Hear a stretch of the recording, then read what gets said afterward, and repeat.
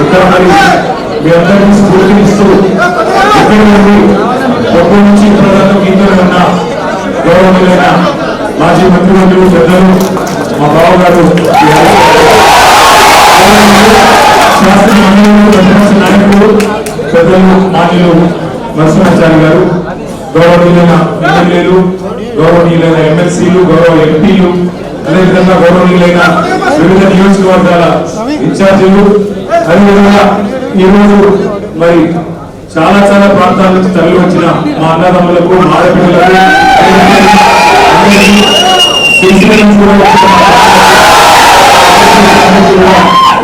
నమస్కారం. మీడియా కూడా కొంత అసౌకర్యం కలుగుతున్నా అప్పటి నుంచి పొద్దున్న నుంచి చాలా ఓపెన్ గా ఉన్నందుకు మీడియా మిత్రులకు కూడా నమస్కారం, ధన్యవాదాలు. 4 కోట్ల మంది ముందు చర్చిద్దాం, ఎవరు తప్పో ఎవరు ఒప్పో చర్చ పెట్టు అని అసెంబ్లీలో అడిగితే పారిపోయిండు రేవంత్ రెడ్డి. ఈ ఫార్ములా ఈ కార్ రేసింగ్ మీద నేనేదో తప్పు చేసిన అంటున్నావు కదా, కేసీఆర్ ప్రభుత్వం మీద తప్పు చేసింది అంటున్నావు కదా, దమ్ముంటే అసెంబ్లీలో చర్చ పెట్టు అని అసెంబ్లీలో కూడా పట్టుబట్టినాం, పారిపోయింది. 4 కోట్ల మంది ఎందుకు 4 కోట్ల మంది ముందు మాట్లాడదామంటే పారిపోయింది. పోలీసులా కాదు, ఈ బద్నాం క్యాంపెయిన్ ఎన్ని రోజులు నడుపుతావు? ఈ దేశంలో ఏ రాజకీయ నాయకుడు అన్న విధంగా నేను అంటున్నా, నువ్వు ముందుకు రా, నేను తప్పు చేయలేదు, నిజాయితీకి ధైర్యం లేవు కాబట్టి అవసరమైతే లైఫ్ డిటెక్టర్ పరీక్ష తీసుకుంటా ముందు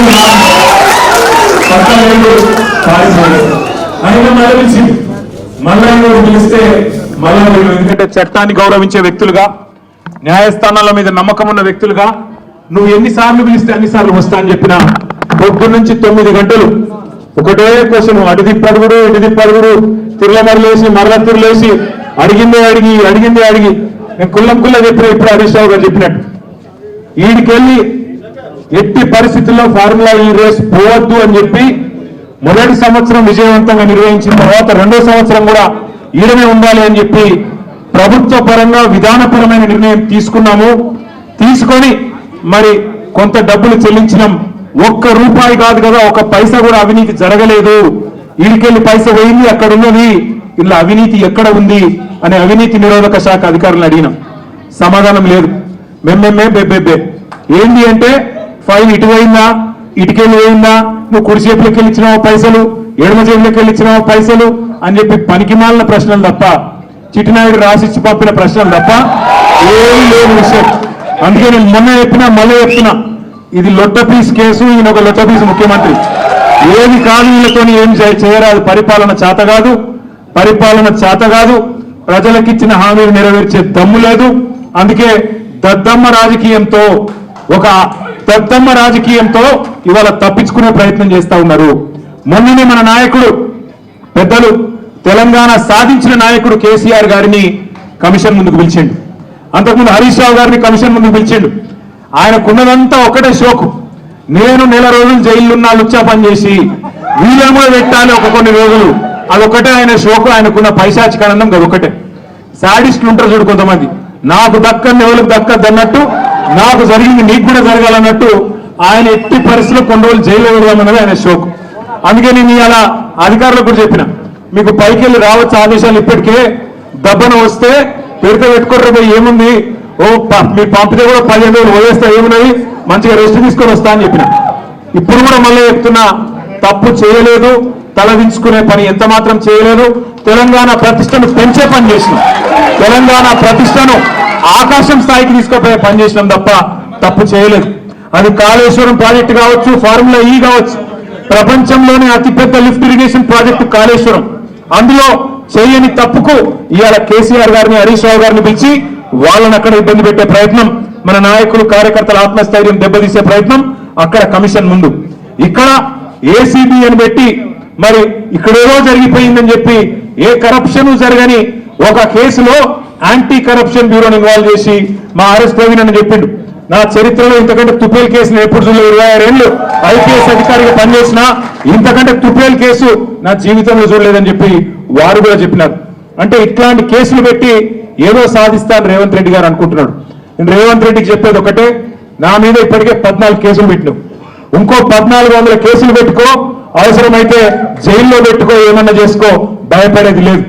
తెలంగాణ కోసం ఆనాడు జైలుకు పోయినాం, ఇవాళ అవసరమైతే తెలంగాణ ప్రతిష్టను పెంచడానికి తీసుకున్న ఒక నిర్ణయం వల్ల మళ్ళీ జైలుకు పోవాల్సి వస్తే కూడా భయపడేటోడు ఎవరు లేరు.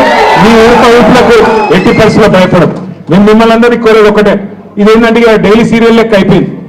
ఎట్లా అంటే ఒకరోజు పిలుచుడు, కూర్చోబెట్టుడు, 9 గంటల ఆడ కూర్చోబెట్టి ఛాయ్ తాగిపించి ఏం చెప్తాం సార్, ఇక మాకు పైకి వెళ్ళే ఆదేశాలు ఉన్నాయి, ఏం చేయాలని పాపం వాళ్ళు కూడా ఏం చేయాలి తెలియక అడిగిందే అడుగుతాను. అందుకే నేను మీకు కూడా రిక్వెస్ట్ చేసేది ఒకటే, మనం అందరం కూడా కాన్సన్ట్రేషన్ చేయాల్సింది, మనందరం కూడా పార్టీగా ఆలోచన చేయాల్సింది, దృష్టి సారించాల్సింది 2-3 పనుల మీద.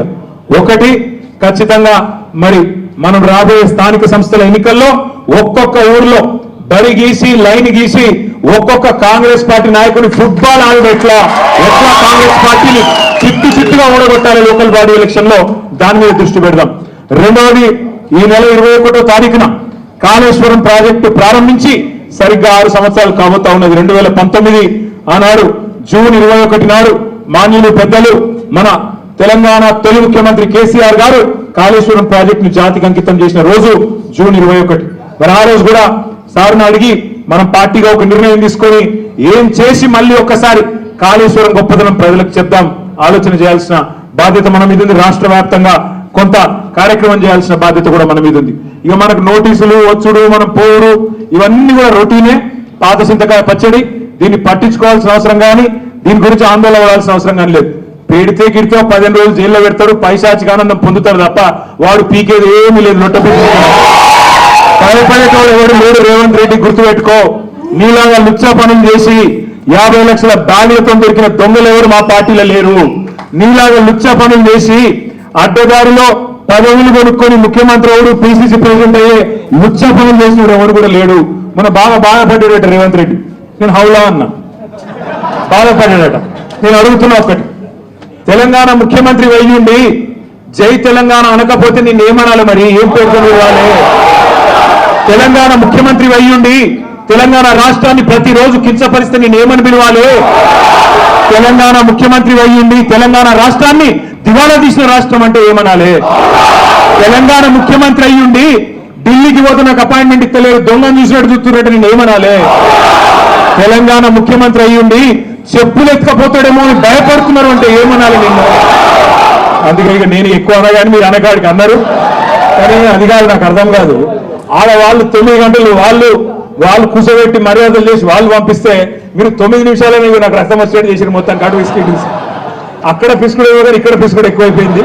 కాబట్టి మీరు పొద్దున్న నుంచి చాలా ఓపికగా ఉన్నందుకు మీ అందరికీ గౌరవ ఎమ్మెల్యేలు, గౌరవ ఎమ్మెల్సీలు, గౌరవ ఎంపీలు అందరికీ హృదయపూర్వకంగా దండం.